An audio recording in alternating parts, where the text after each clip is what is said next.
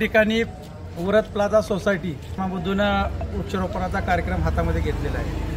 खरं तर वृक्षाचं महत्त्व अनन्यसाधारण असं आहे आणि व्रत प्लाझा सोसायटीचे अध्यक्ष खरात सर असतील, दडस मॅडम असतील किंवा जाधव सर असतील यांनी मला एक बोलून दाखवले की बाबा या ठिकाणी आम्हाला मोठी वृक्ष लावायची आणि ते लावत असताना आपणाकडून काय मदत झाली तर बरं पडेल।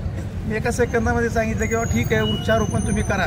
मुळात मी सुद्धा वृक्षावरती प्रेम करणारा कार्यकर्ता आहे। खरं तर आपल्या सर्वांना माहिती आहे की मी माझ्या मुकबदी विद्यालयामध्ये प्रचंड मोठ्या प्रमाणामध्ये वृक्षारोपण केलेले आहे आणि वृक्षाचं महत्त्व आज आपल्याला जाणवतं आहे। जाधव सरांनी सांगितलं की जागतिक तापमानवाढ, आता जागतिक तापमानवाढ हा खूप मोठा विषय आहे, परंतु तो विषय तर पुढं का आलेला आहे तर प्रचंड मोठ्या प्रमाणामध्ये सिमेंटची जंगलं तयार होत आहेत आणि वृक्षाची काटछाट होते।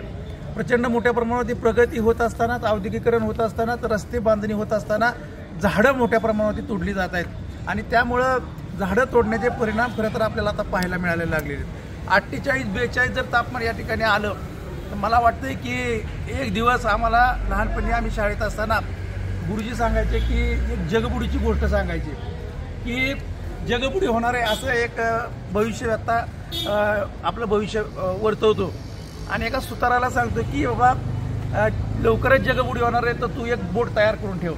त्याप्रमाणे तो बोट तयार करण्याच्या कामाला लागलेला असतो आणि त्याला येणारे जाणारे म्हणतात की तू काय करतोय, तर तो म्हणतो की बाबा जगबुडी होणार आहे आणि म्हणून मी बोट तयार करतो। तर त्याला सगळे हसत असतात आणि खरोखर एक दिवस प्रचंड मोठ्या प्रमाणात पाऊस येतो आणि संपूर्ण जग पाण्याखाली जातं। अशी परिस्थिती भविष्यामध्ये आपल्यावरती उद्भवू नये यासाठीच आपल्याला वृक्षाचं महत्त्व खरं तर सर्वांना माहीत असणं गरजेचं आहे आणि व्रत प्लाझा सोसायटीने ते वृक्षाबद्दल मला सांगितलं।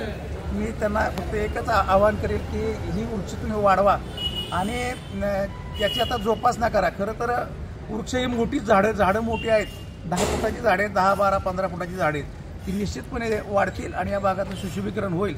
भविष्यातही या सोसायटीला जे काही सहकार्य करावं लागेल ते मी करायला तयार आहे। फक्त त्यांनी मला सांगावं की बाबा आम्हाला ही मदत करा, ती मदत करा, सर्व ती मदत माझ्या पद्धतीने करण्यात येईल एवढंच फक्त मी या ठिकाणी सांगतो आणि थांबतो।